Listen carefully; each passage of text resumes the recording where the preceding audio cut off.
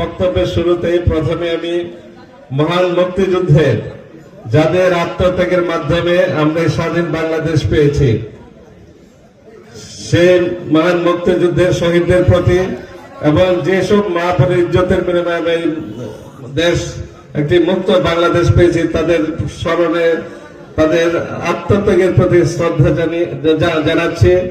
আমি শ্রদ্ধা জানাচ্ছি আমাদের 90-এর স্বৈরাচার বিরোধী আন্দোলনে এবং বিগত যে জুলাই আন্দোলন হয়েছে যেটি চূড়ান্ত আমরা বিজয় পেয়েছি 5ই আগস্টে, সেই আন্দোলনে যারা শহীদ হয়েছেন তাদের আত্মার প্রতি আমি গভীর সমবেদনা জানাচ্ছি এবং সেই তরুণ ছাত্র সমাজের প্রতিনিধিরা তরুণরা যারা তাদের জীবনের সর্বোচ্চ ঝুঁকি নিয়ে আমাদের এই আন্দোলনকে সফল করে আজকে একটি সুষ্ঠু নির্বাচনের দেশে আয়োজন হতে যাচ্ছে না তাদের আত্মত্যাগের ফলে আমি তাদের প্রতি গভীর শ্রদ্ধা জানাচ্ছি। আমি গভীর শ্রদ্ধা জানাচ্ছি মুক্তিযুদ্ধের মহানায়ক, স্বাধীনতার মহান ঘোষক, আমাদের আদর্শের যিনি জনক, বাংলাদেশ জাতীয়তাবাদী দলের প্রতিষ্ঠাতা শহীদ প্রেসিডেন্ট জিয়া রহমানের প্রতি শ্রদ্ধা জানাচ্ছি, যার হাত ধরে আমার ব্যক্তিগতভাবে যার মাধ্যমে রাজনীতিতে আসা আমাদের দেশ নেত্রী বেগম খালেদা জিয়ার প্রতি সদ্য প্রয়াত দেশ নেত্রী বেগম খালেদা জিয়ার প্রতি শ্রদ্ধা জানাচ্ছি। আমি গভীর শ্রদ্ধার সাথে স্মরণ করছি যে নেতা এবং যার কর্মসূচি যিনি দীর্ঘ 17টি বছর বিদেশে থেকে এই বাংলাদেশ জাতীয়তাবাদী দলকে একটি ঐক্যের ভিত্তির উপর তিনি দাঁড় করিয়ে রেখেছিলেন এবং যিনি আজকে বিভিন্ন প্রগতিশীল কর্মসূচির মাধ্যমে দেশকে এগিয়ে নিয়ে যাওয়ার জন্য কাজ করছেন এবং সত্যিকার অর্থে বাংলাদেশের জনগণের সত্যিকারের নেতা হয়েছেন, যাকে আমি বলি যে তিনি আমাদের যে আগামীর যে বাংলাদেশ যে বাংলাদেশের রূপকল্প তিনি রচনা করেছেন, আমাদের সেই নেতা জননেতা তারেক রহমানের প্রতি শ্রদ্ধা জানিয়ে আমি কিছু কথা বলছি। আপনারা জানেন যে বর্তমান সরকার একটি অত্যন্ত গুরুত্বপূর্ণ সরকার ছিল। আমার ডক্টর মোহাম্মদ ইউনূস, আপনারা জানেন যে তিনি নোবেল বিজয়ী এবং সারা পৃথিবী ব্যাপী তার একটা তার সুনাম আছে এবং বাংলাদেশে সারা বিশ্বে ডক্টর ইউনূসের জন্য কিন্তু আমরাও সুনাম পেয়েছি, আমরাও সমাদৃত হয়েছি। সেই ডক্টর ইউনূসের নেতৃত্বে যারা দীর্ঘ 1.5 বছর যাবৎ এই আমাদের একটি সুষ্ঠু নির্বাচনকে বাস্তবায়ন করার জন্য কাজ করছেন তাদের প্রতি আমি শ্রদ্ধা জানাই। আমি বিশেষভাবে শ্রদ্ধা জানাই যে আমাদের শ্রীপুরে আমাদের প্রশাসনের যারা আছেন তারা অত্যন্ত নিরপেক্ষভাবে, সুন্দরভাবে, পরিচ্ছন্নভাবে তারা আজকে যে নির্বাচন আয়োজনের দ্বারপ্রান্তে আজকে পৌঁছেছেন তাদের প্রতি আমি গভীর কৃতজ্ঞতা জানাই এবং আমি বিশ্বাস করি যে এই নির্বাচনটি হবে একটি ব্যতিক্রমী নির্বাচন। এই নির্বাচনটি হবে কিন্তু অত্যন্ত একটি সম্পূর্ণ নিখুঁত একটি নির্বাচন হবে বলে আমি বিশ্বাস করি। এই নির্বাচনে কোন রকম আলোচনা সমালোচনা ইনশাআল্লাহ থাকবে না। এই নির্বাচনের মাধ্যমে একটি সুষ্ঠু নির্বাচনের জন্য যে জনগণ এতদিন দীর্ঘদিন যাবৎ পরিশ্রম করছে, রক্ত দিয়েছে, আমাদের বিএনপির হাজার হাজার নেতাকর্মী রক্ত দিয়েছে, জীবন দিয়েছে, গুম হয়েছে, খুন হয়েছে, অনেকের জীবন নষ্ট হয়েছে, হাজার হাজার মামলায় নির্যাতিত হয়েছে। আমি বিশ্বাস করি যে মানুষের যে প্রত্যাশা একটি সুষ্ঠু নির্বাচনের, সেই প্রত্যাশা আজকের প্রশাসন সেটি পূরণ করতে পারবে। যাই হোক, আমরা দীর্ঘদিন যাবৎ আজকে শুধু পৌর বিএনপি না, আমি দেখেছি যে আপনার শ্রীপুরের নেতাকর্মীরা এবং শ্রীপুরের জনগণ আমার মতো একজন সাধারণ মানুষ হিসেবে এরকম একটা গুরুত্বপূর্ণ জায়গায় আপনাকে অধিষ্ঠিত করার জন্য আপনারা যেভাবে কাজ করেছেন, আমার জন্য নিঃস্বার্থভাবে কাজ করেছেন। কাউকে কিন্তু আমি কেউ বলতে পারবো না যে তাকে আমি কোনোভাবে প্রভাবিত করে আমি কোন রাজনৈতিক কর্মসূচিতে নামিয়েছি। সবাই স্বতঃস্ফূর্ত ভাবে কিন্তু আজকে রাজনৈতিক কর্মসূচিতে আপনারা অংশগ্রহণ করেছেন। আপনাদের প্রতি আমার এই কৃতজ্ঞতা আমি জীবনে কখনো বলতে পারবো না।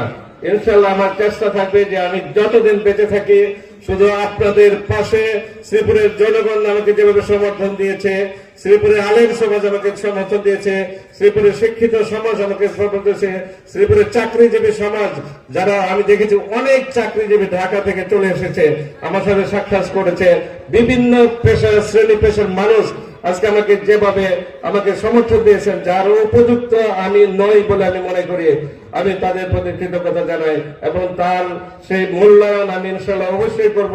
সেই জন্য আমার যত বড় ঝুঁকি নিতে হয়, যত বড় কষ্ট করতে হয়, যত বড় পরিশ্রম করতে হয়, ইনশাল্লাহ আমি করব। আপনারা জানেন যে আমাদের শ্রীপুরে আজকে একটি শিল্প উন্নত নগরী হিসাবে পরিণত হয়েছে। আজকে শিল্পোন্নত নগরী হিসেবে পরিণত হওয়ার কারণে শ্রীপুরের যে চরিত্র সেটি সম্পূর্ণভাবে কিন্তু আজকে বদলে গিয়েছে। আমরা আসলে সবাই ছিলাম কৃষিজীবী, আমরা সেই কৃষি এবং সেটাকে থেকে আমরা হঠাৎ করে আমরা শিল্প উন্নত এলাকা হিসেবে এখানে আমরা পরিণত হয়েছি, কিন্তু যে সুযোগ সুবিধাগুলি শিল্প উন্নত এলাকা হিসেবে পাওয়ার কথা সেইগুলি কিন্তু আমরা সঠিকভাবে পাই নাই। সেটি হলো যে আজকে শিল্প প্রতিষ্ঠানের কারণে আপনারা দেখেছেন যে বিভিন্ন জায়গায় জলাবদ্ধতা তৈরি হয়েছে। বিগত দিনে এই জলাবদ্ধতা নিরসনের কোনো ব্যবস্থা কিন্তু নেওয়া হয় নাই, এটা আপনারা সকলে আমার সাথে একমত হবেন। যেভাবে শিল্প প্রতিষ্ঠানগুলিতে যে বর্জ্য, আমার গতকালও কথা হয়েছে একজনের সাথে যে আপনারা যে বর্জ্য ব্যবস্থাপনা ব্যাপারে আপনারা কি করছেন। গতকাল একটা শিল্প প্রতিষ্ঠানে একজন সিও ফোন করেছিল, আমি তাকে জিজ্ঞেস করলাম যে আপনাদের বর্জ্য ব্যবস্থাপনার ব্যাপারে আপনাদের কি পরিকল্পনা। বললো যে আমরা কি ড্রাই, আমাকে বুঝাই দিয়েছে এখন শুদ্ধ পদ্ধতিতে করি আমরা সেই বর্জ্য ব্যবস্থাপনা, আমরা আমাদের এখন আর কোনো সমস্যা নাই, আমরা এখন সঠিকভাবে বর্জ্য ব্যবস্থাপনা আমরা করছি। তবে আপনি একটা কথা বলে রাখি, কোন অবস্থাতেই কিন্তু আমরা শিল্প প্রতিষ্ঠানের বর্জ্যের মাধ্যমে আমাদের কৃষি জমি ক্ষতিগ্রস্ত হোক, আমাদের দেশের মানুষ ক্ষতিগ্রস্ত হোক, দেশের মানুষ অসুস্থ হোক, এটা কিন্তু আমরা কোনো অবস্থাতেই কিন্তু আমরা মেনে নিব না। আমাদের সবার আগে আমাদের পরিবেশ, সবার আমাদের স্বাস্থ্য, সবার আগে আমাদের এখানে বেঁচে থাকতে হবে। কোন অবস্থাতেই কিন্তু আমাদের শুধু শিল্প প্রতিষ্ঠান, কোন অবস্থায় পরিবেশ বান্ধব ছাড়া কোন শিল্প প্রতিষ্ঠানের কে কিন্তু আমরা নিরুৎসাহিত করবো। আমরা চাই শিল্প প্রতিষ্ঠান হোক, আমরা চাই শিল্প উন্নত নগরী হিসেবে গড়ে উঠুক, বাট সেটি হইতে হবে পরিবেশ বান্ধব। এই শিল্প বর্জ্যের মাধ্যমে, জলাবদ্ধতার মাধ্যমে আমাদের এলাকা বেশি উঠবে, এই অবস্থা আমরা কিন্তু করতে দেব না। আরেকটা জিনিস আপনারা লক্ষ্য করেছেন যে এই শিল্প প্রতিষ্ঠানে যে ভারী যানবাহন আছে, যে বিরাট নর্মাল ট্রাক কিন্তু চলে না, একটা বিশাল ট্রাক চলে। নর্মাল স্বাভাবিক যে রাস্তা করে সেই স্বাভাবিক রাস্তায় কিন্তু এই ট্রাক চলাচল করার মতো রাস্তাঘাট কিন্তু করে না, এবং সেই রাস্তাঘাট করার না কারণে আপনার সেই রাস্তাঘাট কয়দিন পরে কিন্তু ভেঙে যায়, এবং এই শিল্প প্রতিষ্ঠানে ভারী যানবাহন চলার উপযোগী রাস্তাঘাট আমাদের এলাকায় নাই। কাজে আমি অনুরোধ করবো আর পরবর্তীতে যখন এই রাস্তাঘাট করা হবে তখন যেন এই ভারী যানবাহন চলাচলের উপযোগী হিসাবে রাস্তাঘাট করা হয়, সেই দিকে আমাদেরকে কিন্তু নজর দিতে হবে। আপনারা জানেন যে এই শ্রীপুরে কিন্তু আমাদের উন্নত মানের কিন্তু শিক্ষা প্রতিষ্ঠান, আপনার যে সরকারি শিক্ষা প্রতিষ্ঠান, প্রাইভেট কিছু আছে, অনেক কিন্ডারগার্টেন স্কুল আছে, অনেক প্রাইভেট প্রতিষ্ঠান আছে, কিন্তু সেগুলি কয়েকটি হাতে গোনা, কিন্তু আপনার ভালো পড়াশোনা করার উপযোগী কোন সরকারি শিক্ষা প্রতিষ্ঠান কিন্তু শ্রীপুরে গড়ে ওঠে নাই। এটা আপনারা আমার সাথে একমত হবেন। যাদের সামর্থ্য আছে তারা নিয়ে আপনার তাদের সন্তানদের নিয়ে উত্তরায় নিয়ে আপনার মাইলস্টোন অথবা রাজক সহ বিভিন্ন শিক্ষা প্রতিষ্ঠান তাদেরকে পড়াশোনা করা হয়, কিন্তু আমাদের যাদের সামর্থ্য নাই তাদের সন্তানদের কিন্তু শ্রীপুরে যেন তেন ভাবে যে কোনো শিক্ষা প্রতিষ্ঠান আমাদের পড়াতে হয়।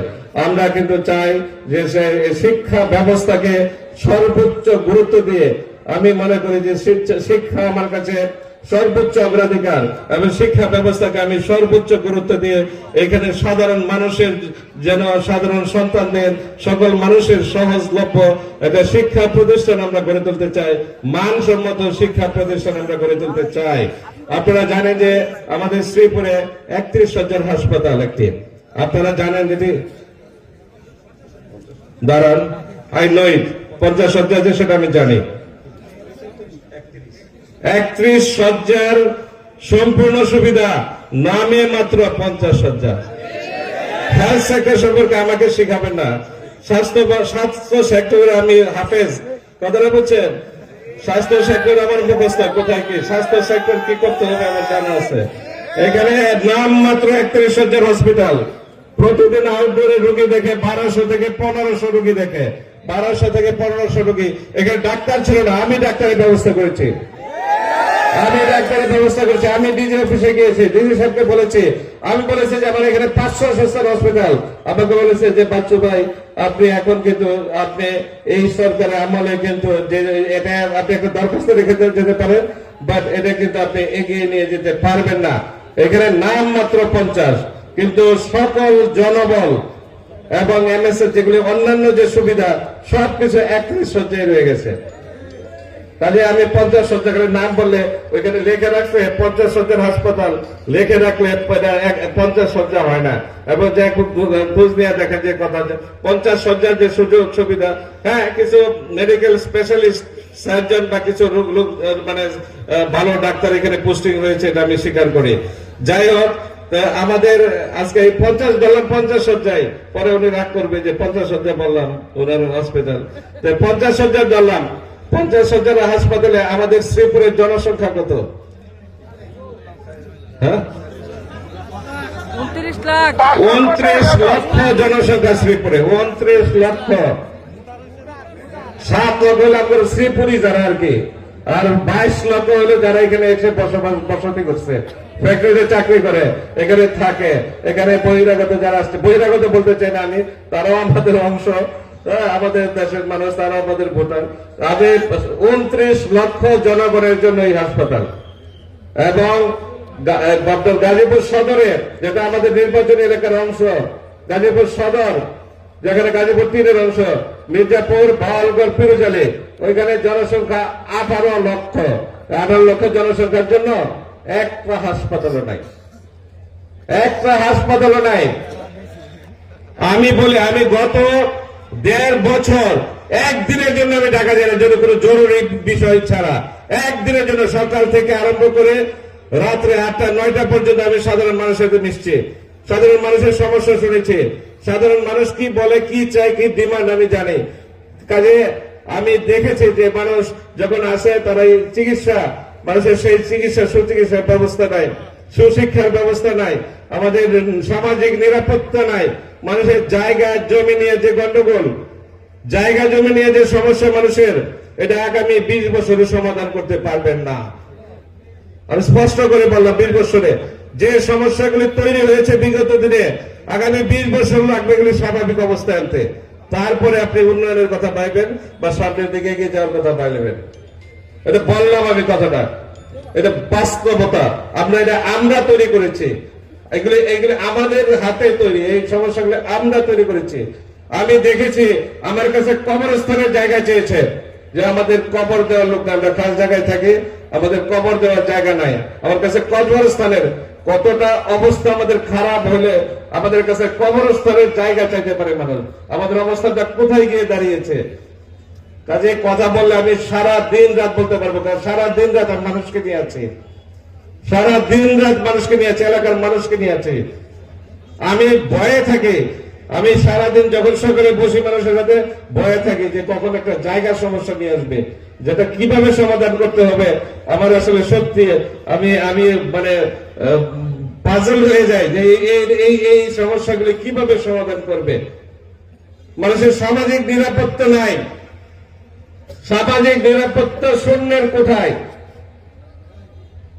সামাজিক ন্যায় বিচার প্রতিষ্ঠিত করতে হবে, সামাজিক ন্যায় বিচার প্রতিষ্ঠিত করতে হবে, তা নাহলে হবে না। তাহলে মামলা, হামলা, সন্ত্রাস বন্ধ হবে না। কল্যাণকামী রাষ্ট্র প্রতিষ্ঠা করতে হবে, সত্যিকার অর্থে কল্যাণকামী একটি রাষ্ট্র প্রতিষ্ঠা করতে হবে, বৈষম্যহীন রাষ্ট্র প্রতিষ্ঠা করতে হবে। মানুষের যে বৈষম্য, 7 লক্ষ শ্রীপুরের মানুষ আর 22 লক্ষ বাইরের মানুষ, 29 লক্ষ মানুষ থাকবে কেমনে, এখানে বসবাস করবে কেমনে? তাদের মধ্যে যদি সামাজিক সৌহার্দ্যপূর্ণ পরিবেশ তৈরি না হয়, এই 7 লক্ষ আর 22 লক্ষের মধ্যে সামাজিক সৌহার্দ্য তৈরি না হয়, তাহলে কিভাবে বসবাস করবেন এই এলাকায় বলেন? ঝগড়া ঝাঁটি ফ্যাসাদ লাগেই থাকবে। সেই জন্য আমি বলি যে সবাইকে সেই সৌহার্দ্যপূর্ণ পরিবেশটা আমাকে ফিরিয়ে আনতে পারবে, সেই সৌহার্দ্যপূর্ণ সামাজিক পরিবেশটাকে আমাদেরকে ফিরিয়ে আনতে পারবে। আমাদেরকে সামনে এগিয়ে যেতে হবে, আমাদের পিছনে ফিরে তাকানোর কোনো ব্যবস্থা নাই, সত্যিকার অর্থে নাই। আমরা আর যে খারাপ অবস্থায় আমরা আছি, এর চেয়ে খারাপ হওয়ার আর কোনো সুযোগ আমাদের নাই, তাহলে আমাদের অস্তিত্ব থাকবে না। কাজে আসুন, 12 তারিখে নির্বাচন হবে। আমি প্রত্যাশা করি এই নির্বাচনে আপনারা যে শ্রম দিয়েছেন, দলকে পুনর্গঠন করার জন্য যেভাবে পরিশ্রম করেছেন, এটা ইতিহাসে বিরল, ইতিহাসে বিরল। আমি তো সব জায়গায় গল্প করি, শ্রীপুরের কোন মানুষকে রাস্তায় নামাইতে কোনদিন আমাকে কোন রকম কাউকে কোনো পারিশ্রমিক দিতে হয় না, কারণ টাকা পয়সা দিতে হয় না, কিছুই দিতে হয় না, বরং আমি রাগ করি উল্টা। তারা বিনা পারিশ্রমিকে শুধু দলের স্বার্থে জিয়াউর রহমান, খালেদা জিয়া, তারেক রহমানের উপর আস্থা রেখে মানুষ কিন্তু আজকে বিএনপি করে। মানুষের এখন আস্থা তারেক রহমান আগামী দেশে একটা সুন্দর বাংলাদেশ করবে, এই আস্থা থেকে কিন্তু আমাদের নেতা কর্মীরা, সাধারণ জনগণ কিন্তু রাস্তায় নামে, অন্য কোনো কারণ নাই। আমি যদি টাকা পয়সা লাগতো রাজনীতি করতে, তাহলে আমি ডাক্তার পাচ্ছ রাজনীতি করতে পারতাম না।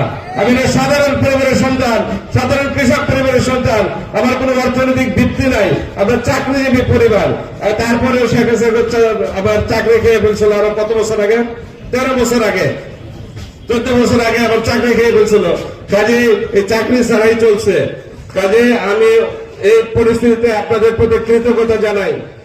ধন্যবাদ। আজকে সকালে সদরে গেছে আপনার একটা মিছিল করতে, হাজার হাজার মানুষ, বিকে বাড়ি মানুষ, একদম মানে বিকে বাড়ি বুঝছেন তো, চিনতে পারছেন তো, মিয়ার বাড়ির কাছে এখানে আর কি, ওইখানকার একটা নিয়ে আসে না, যে শ্রীপুরে এসে সব আমার সদরে বসব, আমার সদরে যায় এখন শ্রীপুরে সব আমার, আমি হাসন না কান্দন বাঁচি না। তো মিয়ার এখানে সকালে গেছে, হাজার হাজার পুরুষ মহিলা মিছিল করছে। আমি ওইখানে উপস্থিত থেকে প্রথম কথা বলেছি। তারপরে জানাজায় গেছি, তারপরে গাজীপুর বাজার থেকে সোজাট বাজার পর্যন্ত 2.5 কিলোমিটার মিছিল করছে। তারপরে তেলেহাটিতে জৈনা বাজার থেকে লড়াই বাজার হয়ে মিছিল করছে। তারপরে এখানে মিটিং করছে। তারপরে মোতালে বাজার গেছে, রাজাবাড়িতে মিটিং করতে।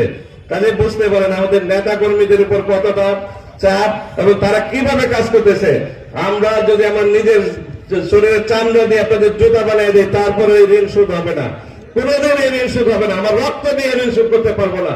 কাজে আপনারা, আমি মনে করি চৌধুরী তানভীর আহমেদ সিদ্দিকী বলতেন যে আমার শ্রীপুরের কর্মীরা বাংলাদেশের সেরা রাজনৈতিক কর্মী, তানভীর এবং আমিও সেটা বলি যে শ্রীপুরের নেতা কর্মীরা সারা বাংলাদেশের সবচেয়ে ভালো নেতা কর্মী।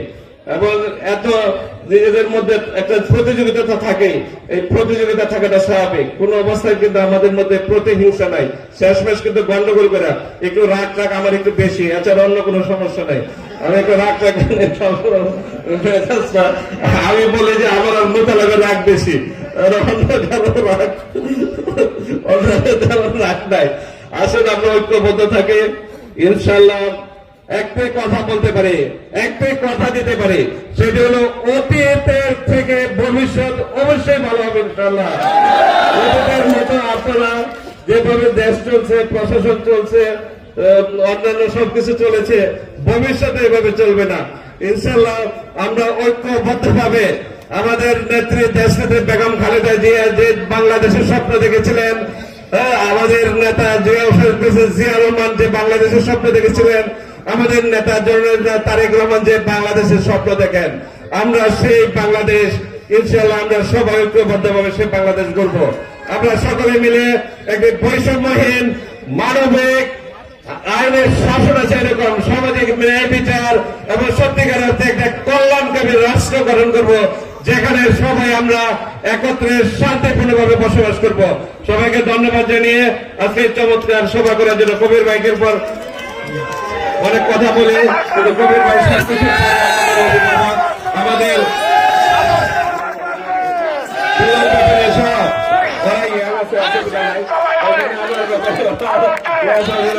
আমি বিশেষভাবে কৃতজ্ঞতা জানাই যে আমাদের সকলের মুরব্বী মৌলানা এসএম রুহুল আমিন সাহেব যেভাবে সুন্দরভাবে আমাদের এগিয়ে যাওয়ার সাথে ছিলেন, আমাদের শরীর অসুস্থ নিয়ে অনেক বয়স শোনান তিনি যেভাবে আমাদেরকে সহযোগিতা করেছেন, বিশেষভাবে মুরব্বীরা যেভাবে সহযোগিতা করেছেন এবং সেভাবে আলেম উলামারা নিঃস্বার্থভাবে আমাকে যেভাবে সমর্থন দিয়েছেন, আমি সকলের প্রতি কৃতজ্ঞতা জানিয়ে এবং সর্বস্তরের শিক্ষিত মানুষ, সর্বস্তরের সকল স্তরের পেশার মানুষ আমাকে যেভাবে সমর্থন দিয়েছেন সবার প্রতি কৃতজ্ঞতা জানিয়ে আমার বক্তব্য শেষ করছি।